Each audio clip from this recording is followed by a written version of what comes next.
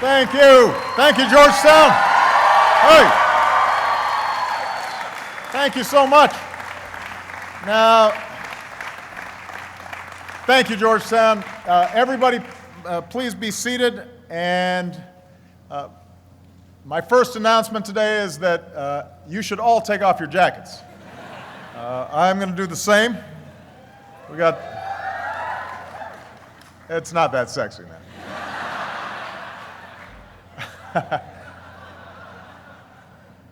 It is good to be back on campus, and it is a great privilege to speak from the steps of this historic hall that welcomed presidents going back to George Washington. I want to thank your president, President DeGioia, who's here today. I want to thank him for hosting us. I want to thank the many members of my cabinet and my administration. I want to thank Leader Pelosi and members of Congress who are here. We are very grateful for their support. And I want to say thank you to the Hoyas in the House for having me back.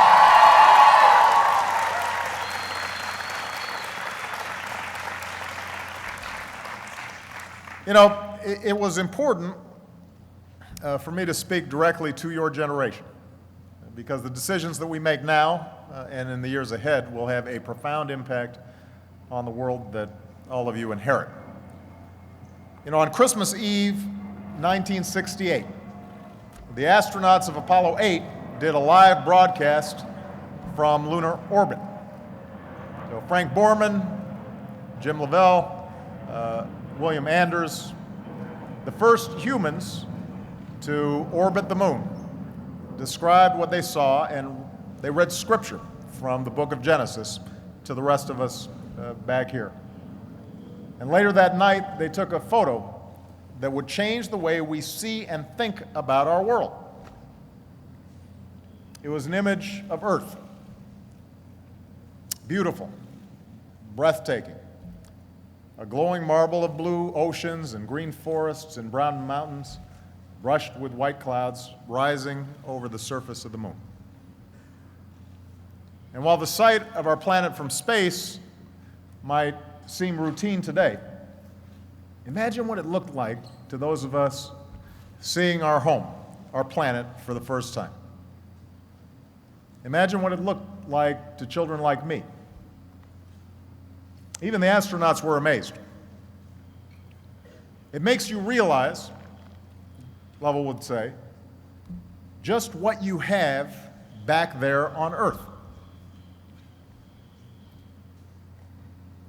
And around the same time we began exploring space, scientists were studying changes taking place in the Earth's atmosphere. Now, scientists had known since the 1800s that greenhouse gases like carbon dioxide trap heat, and that burning fossil fuels release those gases into the air. That wasn't news. But in the late 1950s, the National Weather Service began measuring the levels of carbon dioxide in our atmosphere, with the worry that rising levels might someday disrupt the fragile balance that makes our planet so hospitable. And what they found, year after year, is that the levels of carbon pollution in our atmosphere have increased dramatically. That science, accumulated and reviewed over decades, tells us that our planet is changing in ways that will have profound impacts on all of humankind. The 12 warmest years in recorded history have all come in the last 15 years.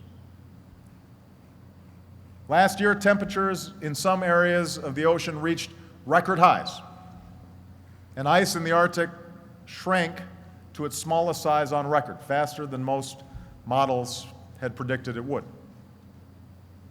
These are facts. Now, we know that no single weather event is caused solely by climate change. Droughts and fires and floods, they go back to ancient times. But we also know that in a world that's warmer than it used to be, All weather events are affected by a warming planet. The fact that sea level in New York Harbor, are now a foot higher than a century ago, that didn't cause Hurricane Sandy, but it certainly contributed to the destruction that left large parts of our mightiest city dark and underwater. The potential impacts go beyond rising sea levels. Here at home, 2012 was the warmest year in our history. Midwest farms were parched by the worst drought since the Dust Bowl, and then drenched by the wettest spring on record. Western wildfires scorched an area larger than the state of Maryland. Just last week, a heat wave in Alaska shot temperatures into the 90s. And we know that the costs of these events can be measured in lost lives and lost livelihoods, lost homes, lost businesses, hundreds of billions of dollars in emergency services and disaster relief. In fact, those who are already feeling the effects of climate change don't have time to deny it. They're busy dealing with it. Firefighters are braving longer wildfire seasons, and states and federal governments have to figure out how to budget for that. I had to sit on a meeting with the Department of Interior and Agriculture and some of the rest of my team just to figure out how are we going to pay for more and more expensive fire seasons. Farmers see crops wilted one year, washed away the next, and higher food prices get passed on to you, the American consumer. Mountain communities worry about what smaller snowpacks will mean for tourism. And then families at the bottom of the mountains wonder what it'll mean for their drinking water. Americans across the country are already paying the price of inaction in insurance premiums, state and local taxes, and the costs of rebuilding and disaster relief. So the question is not whether we need to act. The overwhelming judgment of science, of chemistry and physics, and millions of measurements, has put all that to rest. 97% of scientists, including, by the way, some who originally disputed the data, have now put that to rest. They've acknowledged the planet is warming and human activity is contributing to it. So the question now is whether we will have the courage to act before it's too late. And how we answer will have a profound impact on the world that we leave behind, not just to you, but to your children and to your grandchildren. As a president, as a father, and as an American, I'm here to say we need to act.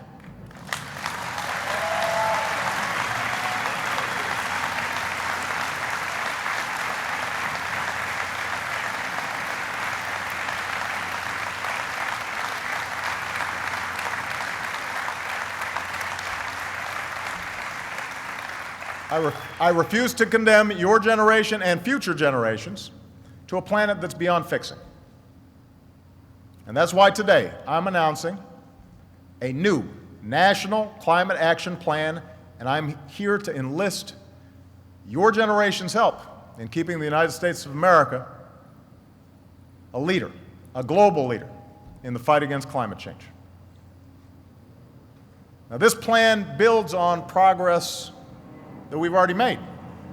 You know, last year I took office, the year that I took office, my administration pledged to reduce America's greenhouse gas emissions by about 17% from their 2005 levels by the end of this decade. And we rolled up our sleeves and we got to work.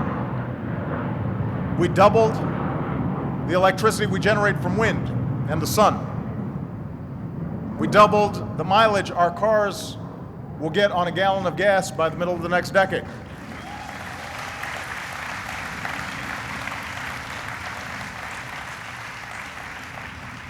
Here at Georgetown, I unveiled my strategy for a secure energy future. And thanks to the ingenuity of our businesses, we're starting to produce much more of our own energy. We're building the first nuclear power plants in more than 3 decades in Georgia and South Carolina. For the first time in 18 years, America's poised to produce more of our own oil than we buy from other nations. And today we produce more natural gas than anybody else. So we're producing energy. And these advances have grown our economy, they've created new jobs that can't be shipped overseas, and, by the way, they've also helped drive our carbon pollution to its lowest levels in nearly 20 years. Since 2006, no country on Earth has reduced its total carbon pollution by as much as the United States of America.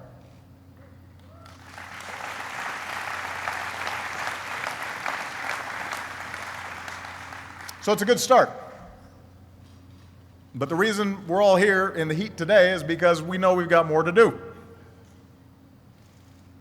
In my State of the Union address, I urged Congress to come up with a bipartisan, market-based solution to climate change, like the one that Republican and Democratic senators worked on together a few years ago. And I still want to see that happen. I'm willing to work with anyone to make that happen. But this is a challenge that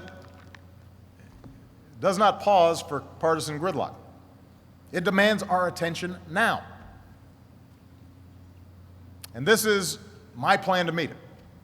A plan to cut carbon pollution, a plan to protect our country from the impacts of climate change, and a plan to lead the world in a coordinated assault on a changing climate.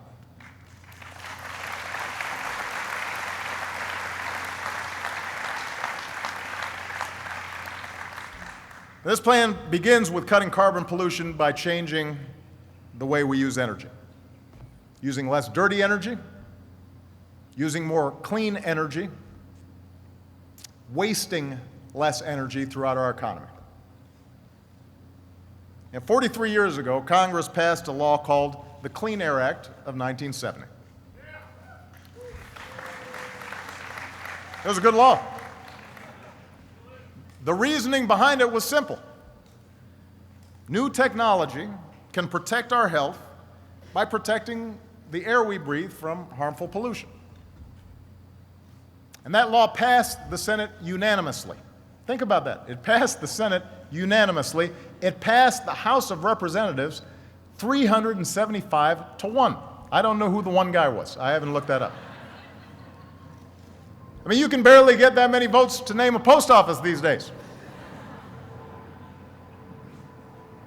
It was signed into law by a Republican president. It was later strengthened by another Republican president. This used to be a bipartisan issue. 6 years ago, the Supreme Court ruled that greenhouse gases are pollutants covered by that same Clean Air Act. And they required the Environmental Protection Agency, the EPA, to determine whether they're a threat to our health and welfare. In 2009, the EPA determined that they are a threat to both our health and our welfare in many different ways, from dirtier air to more common heat waves, and therefore subject to regulation. Now, today, about 40% of America's carbon pollution comes from our power plants. But here's the thing. Right now, there are no federal limits to the amount of carbon pollution that those plants can pump into our air. None. Zero. We limit the amount of toxic chemicals like mercury and sulfur and arsenic in our air or our water, but power plants can still dump unlimited amounts of carbon pollution into the air for free. That's not right, that's not safe, and it needs to stop.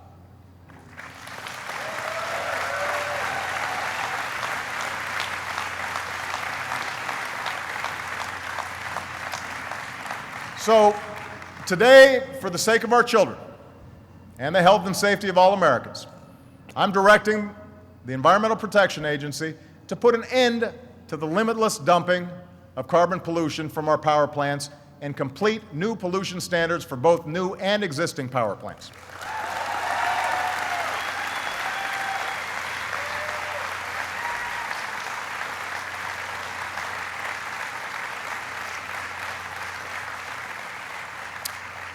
I'm also directing the EPA to develop these standards in an open and transparent way, to provide flexibility to different states with different needs, and build on the leadership that many states and cities and companies have already shown.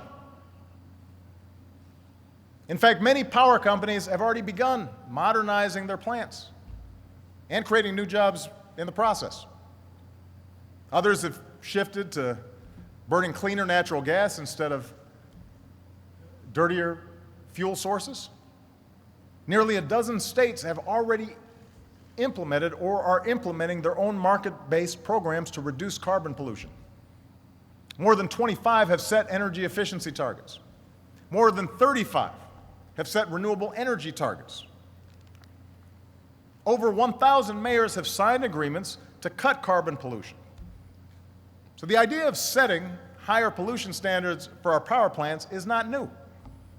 It's just time for Washington to catch up with the rest of the country, and that's what we intend to do.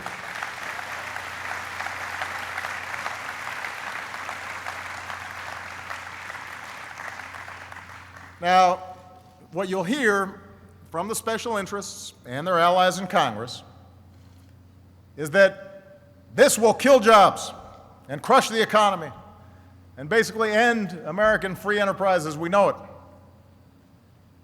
And the reason I know you'll hear those things is because that's what they've said every time America sets clear rules and better standards for our air and our water and our children's health. And every time they've been wrong. For example, in 1970, when we decided through the Clean Air Act to do something about the smog that was choking our cities, and by the way, most young people here aren't old enough to remember what it was like, but when I was going to school in 1979, 1980 in Los Angeles, there were days where folks couldn't go outside. And the sunsets were spectacular because of all the pollution in the air. But at the time when we passed the Clean Air Act to try to get rid of some of this smog, some of the same doomsayers were saying new pollution standards will decimate the auto industry. Guess what? Didn't happen. Our air got cleaner. In 1990, when we decided to do something about acid rain, they said our electricity bills would go up, the lights would go off, businesses around the country would suffer, I quote, a quiet death. None of it happened, except we cut acid rain dramatically. See, the problem with all these tired excuses for inaction is that it suggests a fundamental lack of faith in American business and American ingenuity. These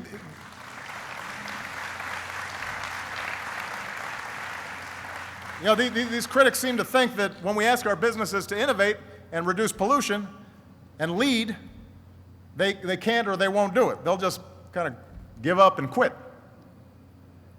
But in America, we know that's not true. Look at our history.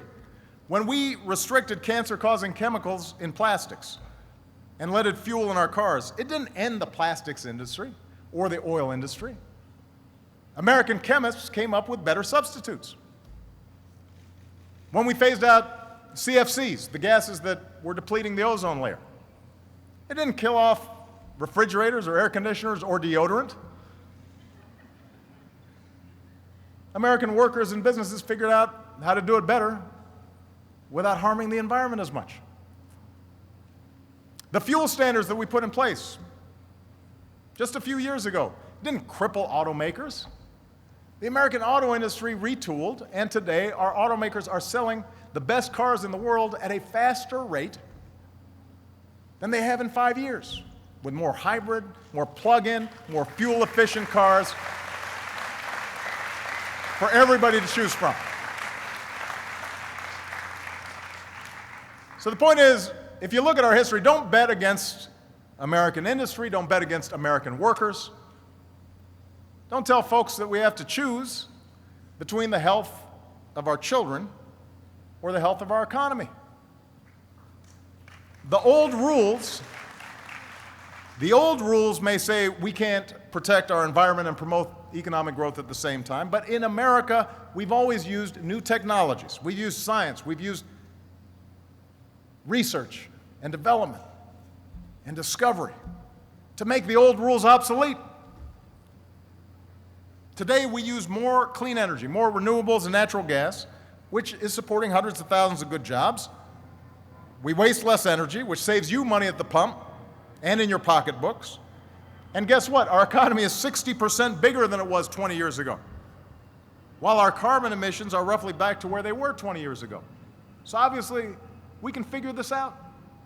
It's not an either or, it's a both and. We've got to look after our children, we have to look after our future, and we have to grow the economy and create jobs. We can do all of that as long as we don't fear the future, instead we seize it.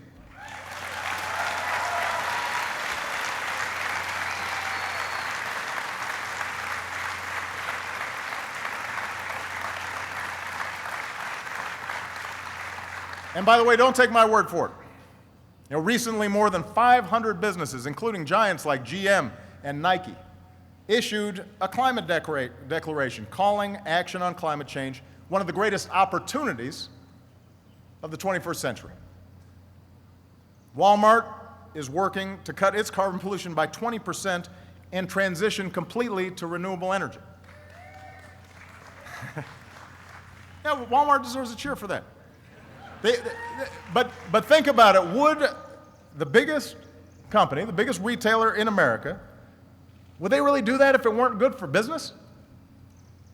If it weren't good for their shareholders? A low-carbon, clean energy economy can be an engine of growth for decades to come. And I want America to build that engine. I want America to build that future right here in the United States of America. That's our task.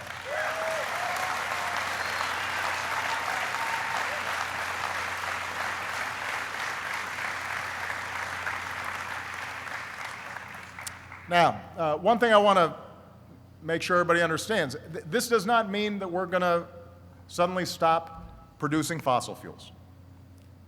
Our economy wouldn't run very well if it did. And transitioning to a clean energy economy takes time. But when the doomsayers trot out the old warnings that these ambitions will somehow hurt our energy supply, just remind them that America produced more oil than we have in 15 years. What is true is that we can't just drill our way out of the energy and climate challenge that we face. That's not possible. I've put forward in the past an all-of-the-above energy strategy, but our energy strategy must be about more than just producing more oil. And by the way, it's certainly got to be about more than just building one pipeline. Now, I know there's been, for example, a lot of controversy surrounding the proposal to build a pipeline, the Keystone Pipeline, that would carry oil from Canadian tar sands down to refineries in the Gulf. And the State Department is going through the final stages of evaluating the proposal. That's how it's always been done. But I do want to be clear. Allowing the Keystone Pipeline to be built requires a finding that doing so would be in our nation's interest. And our national interest will be served only if this project does not significantly exacerbate the problem of carbon pollution. The net effects of the pipeline's impact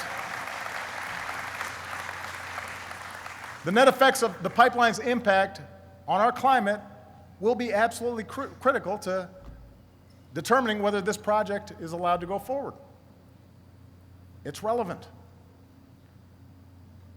Now, even as we're producing more domestic oil, we're also producing more cleaner burning natural gas than any other country on earth.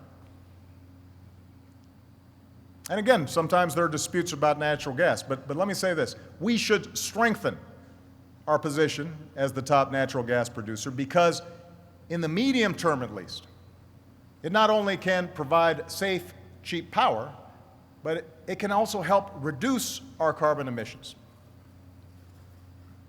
Federally supported technology has helped our businesses drill more effectively and extract more gas. And now we'll keep working with the industry to make drilling safer and cleaner, to make sure that we're not seeing methane emissions, and to put people to work, modernizing our natural gas infrastructure so that we can power more homes and businesses with cleaner energy.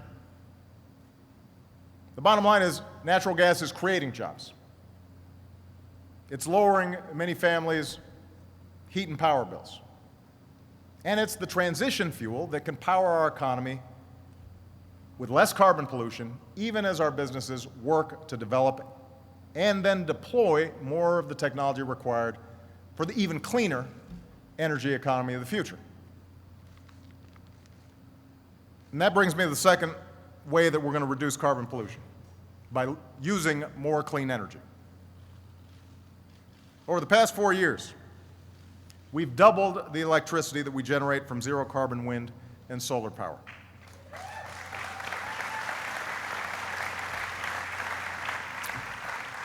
And that means jobs.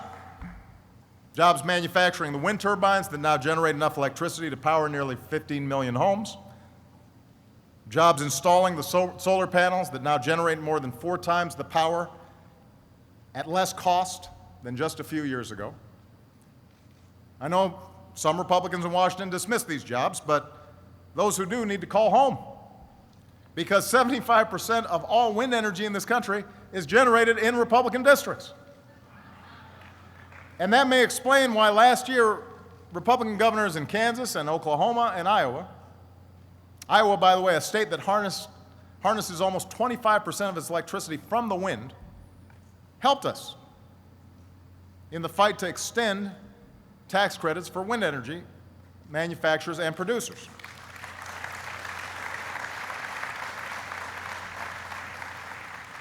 Tens of thousands of good jobs were on the line, and those jobs were worth the fight. And countries like China and Germany are going all in the race for clean energy. I believe Americans build things better than anybody else. I want America to win that race, but we can't win it if we're not in it. So the plan I'm announcing today will help us double again our energy from wind and sun. Today I'm directing the Interior Department to greenlight enough private renewable energy capacity on public lands to power more than 6 million homes by 2020.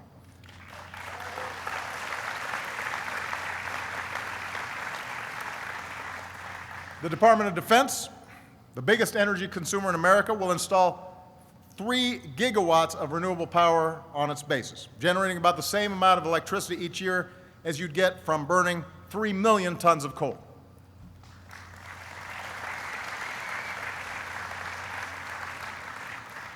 And because billions of your tax dollars continue to still subsidize some of the most profitable corporations in the history of the world, my budget once again calls for Congress to end the tax breaks for big oil companies and invest in the clean energy companies that will fuel our future.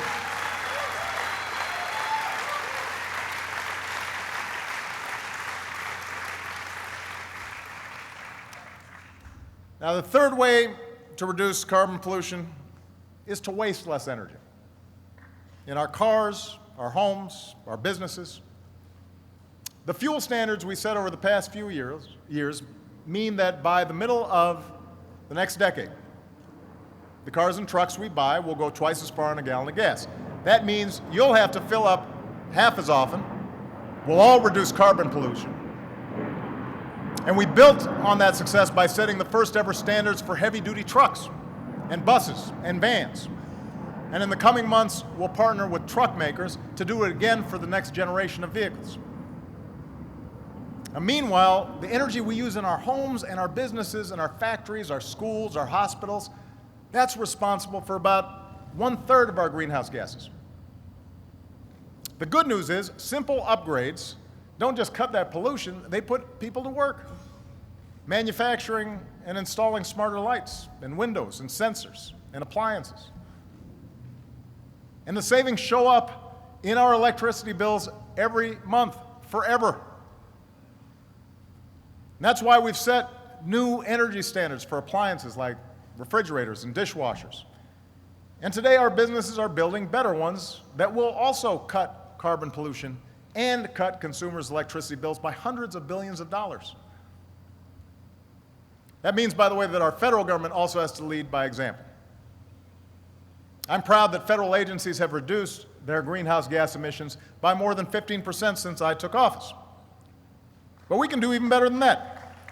So today I'm setting a new goal. Your federal government will consume 20% of its electricity from renewable sources within the next 7 years. We are going to set that goal.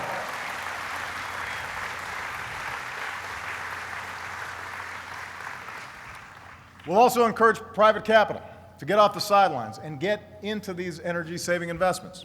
And by the end of the next decade, these combined efficiency standards for appliances and federal buildings will reduce carbon pollution by at least 3 billion tons.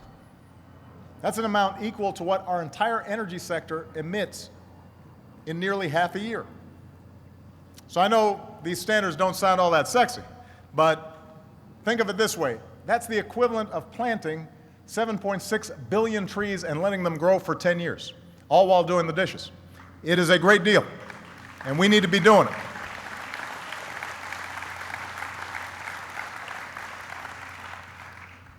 So using less dirty energy, transitioning to cleaner sources of energy, wasting less energy through our economy is where we need to go. And this plan will get us there faster. But I want to be honest, this will not get us there overnight. The hard truth is, carbon pollution has built up in our atmosphere for decades now. And even if we Americans do our part, the planet will slowly keep warming for some time to come. The seas will slowly keep rising. And storms will get more severe, based on the science. It's like tapping the brakes of a car before you come to a complete stop and then can shift into reverse. It's going to take time for carbon emissions to stabilize. So in the meantime, we're going to need to get prepared. And that's why this plan will also protect critical sectors of our economy and prepare the United States for the impacts of climate change that we cannot avoid. States and cities across the country are already taking it upon themselves to get ready. Miami Beach is hardening its water supply against seeping salt water. We're partnering with the state of Florida to restore Florida's natural clean water delivery system, the Everglades. The overwhelmingly Republican legislature in Texas voted to spend money on a new water development bank as a long-running drought cost jobs and forced a town to truck in water from the outside. New York City is fortifying its 520 miles of coastline as an insurance policy against more frequent and costly storms. And what we've learned from Hurricane Sandy and other disasters is that we've got to build smarter, more resilient infrastructure that can protect our homes and businesses and withstand more powerful storms. That means stronger seawalls, natural barriers, hardened power grids, hardened water systems, hardened fuel supplies. So the budget I sent Congress includes funding to support communities that build these projects, and this plan directs federal agencies to make sure that any new project funded with taxpayer dollars is built to withstand increased flood risk. And we'll partner with communities seeking to help to prepare for droughts and floods, reduce the risk of wildfires, protect the dunes and wetlands that pull double duty as green space and as natural storm barriers. And we'll also open our climate data and NASA climate imagery to the public to make sure that cities and states assess risk under different climate scenarios so that we don't waste money building structures that don't withstand the next storm. So that's what my administration will do to support the work already underway across America, not only to cut carbon pollution, but also to protect ourselves from climate change. But as I think everybody here understands, no nation can solve this challenge alone, not even one as powerful as ours. And that's why the final part of our plan calls on America to lead. Lead international efforts to combat a changing climate.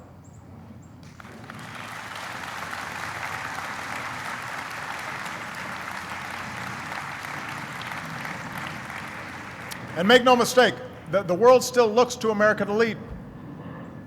You know, when I spoke to young people in Turkey a few years ago, the first question I got wasn't about the challenges that part of the world faces. It was about the climate challenge that we all face and America's role in addressing it. And it was a fair question. Because as the world's largest economy and second largest carbon emitter, as a country with unsurpassed ability to drive innovation and scientific breakthroughs, as the country that people around the world continue to look to in times of crisis, we've got a vital role to play. We can't stand on the sidelines. We've got a unique responsibility. And the steps that I've outlined today prove that we're willing to meet that responsibility. But while America's carbon pollution fell last year, global carbon pollution rose to a record high. That's a problem. Developing countries are using more and more energy, and tens of millions of people entering a global middle class naturally want to buy cars and air conditioners of their own, just like us. Can't blame them for that. And when you have conversations with poor countries, they'll say, well, you went through these stages of development. Why can't we? But what we also have to recognize is these same countries are also more vulnerable to the effects of climate change than we are. They don't just have as much to lose, they probably have more to lose. Developing nations with some of the fastest rising levels of carbon pollution are going to have to take action to meet this challenge alongside us. They're watching what we do, but we've got to make sure that they're stepping up to the plate as well. We compete for business with them, but we also share a planet. And we have to all shoulder the responsibility for keeping the planet habitable, or we're going to suffer the consequences together. So to help more countries transitioning to cleaner sources of energy and to help them do it faster, we're going to partner with our private sector to apply private sector technological know-how in countries that transition to natural gas. We've mobilized billions of dollars in private capital for clean energy projects around the world. Today, I'm calling for an end of public financing for new coal plants overseas, unless they deploy carbon capture technologies or there's no other viable way for the poorest countries to generate electricity. And I urge other countries to join this effort. And I'm directing my administration to launch negotiations toward global free trade in environmental goods and services, including clean energy technology, to help more countries skip past the dirty phase of development and join a global low-carbon economy. They don't have to repeat all the same mistakes that we make.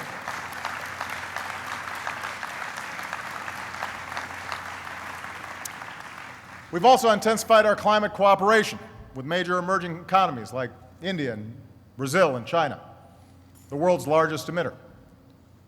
So, for example, earlier this month, President Xi of China and I reached an important agreement to jointly phase down our production and consumption of dangerous hydrofluorocarbons.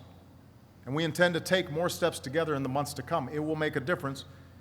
It's a significant step in the reduction of carbon emissions. And finally, my administration will redouble our efforts to engage our international partners in reaching a new global agreement to reduce carbon pollution through concrete action. You know, 4 years ago in Copenhagen, every major country agreed for the first time to limit carbon pollution by 2020. 2 years ago, we decided to forge a new agreement beyond 2020 that would apply to all countries, not just developed countries. What we need is an agreement that's ambitious, because that's what the scale of the challenge demands. We need an inclusive agreement, because every country has to play its part. And we need an agreement that's flexible, because different nations have different needs. And if we can come together and get this right, we can define a sustainable future for your generation. So that's my plan. The actions I've announced today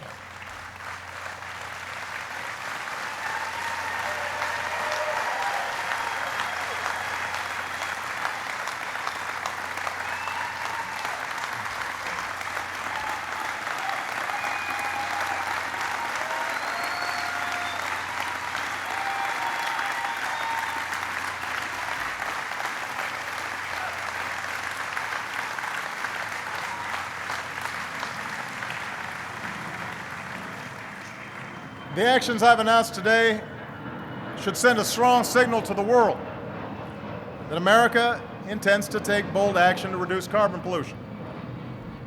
We will continue to lead by the power of our example, because that's what the United States of America has always done.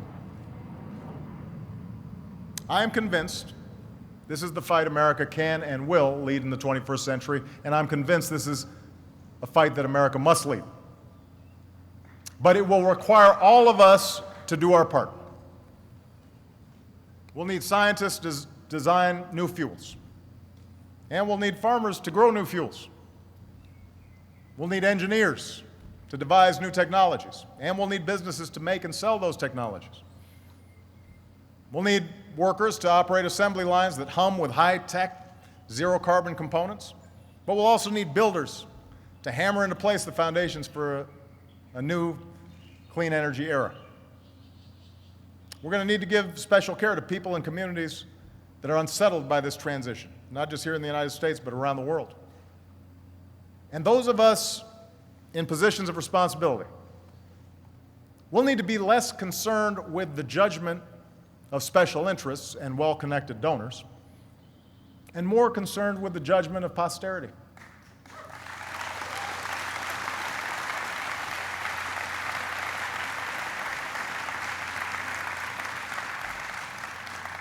Because you and your children and your children's children will have to live with the consequences of our decisions. As I said before, climate change has become a partisan issue, but it hasn't always been. It wasn't that long ago that Republicans led the way on new and innovative policies to tackle these issues. Richard Nixon opened the EPA. George H.W. Bush declared, first U.S. president, to declare human activities are changing the atmosphere in unexpected and unprecedented ways. Someone who never shies away from a challenge, John McCain, introduced a market-based cap-and-trade bill to slow carbon pollution. The woman that I've chosen to head up the EPA, Gina McCarthy, she's terrific.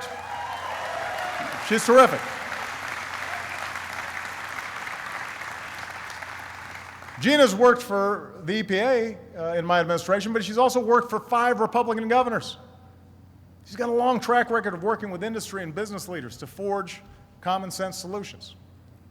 Unfortunately, she's being held up in the Senate.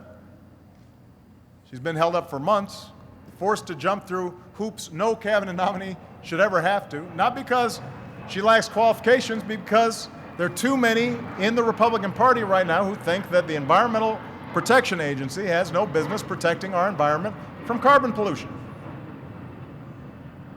The Senate should confirm her without any further obstruction or delay.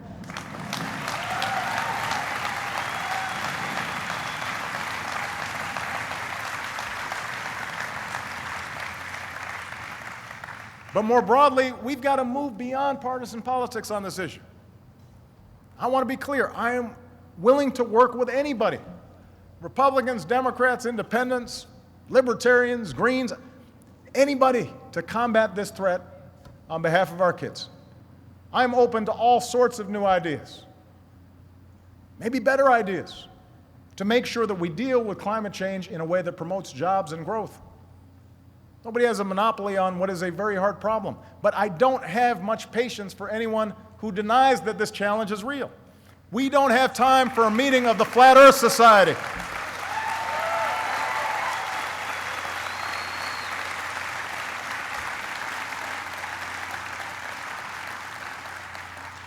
Sticking your head in the sand might make you feel safer, but it's not going to protect you from the coming storm. And ultimately, we will be judged as a people and as a society and as a country on where we go from here. Our founders believed that those of us in positions of power are elected not just to serve as custodians of the present, but as caretakers of the future. And they charged us to make decisions with an eye on a longer horizon than the arc of our own political careers. That's what the American people expect. That's what they deserve. And someday our children and our children's children will look at us in the eye and they'll ask us, did we do all that we could when we had the chance to deal with this problem and leave them a cleaner, safer, more stable world. And I want to be able to say, yes, we did. Don't you want that?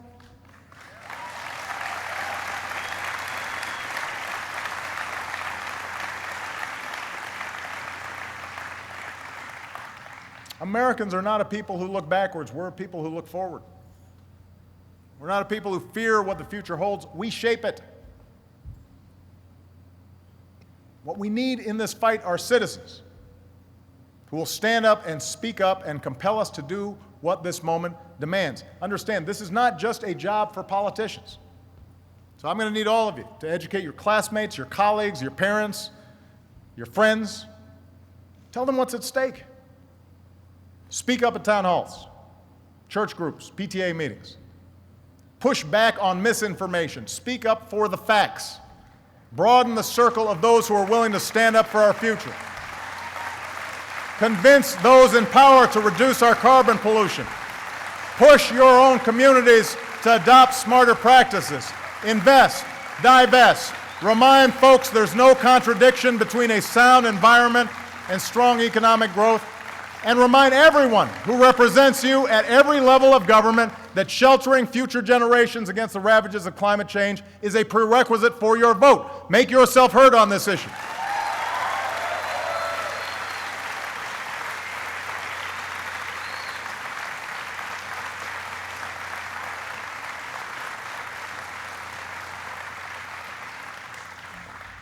I understand the politics will be tough. The challenge we must accept will not reward us with a clear moment of victory. There's no gathering army to defeat. There's no peace treaty to sign. When President Kennedy said we'd go to the moon within the decade, we knew we'd build a spaceship and we'd meet the goal. Our progress here will be measured differently. In crises averted, in a planet preserved. But can we imagine a more worthy goal? For while we may not live to see the full realization of our ambition, we will have the satisfaction of knowing that the world we leave to our children will be better off for what we did. It makes you realize, that astronaut said all those years ago, just what you have back there on Earth. And that image in the photograph, that bright blue ball, rising over the moon's surface, containing everything we hold dear. The laughter of children, a quiet sunset, all the hopes and dreams of posterity. That's what's at stake. That's what we're fighting for. And if we remember that, I'm absolutely sure we'll succeed. So thank you. God bless you. God bless the United States of America.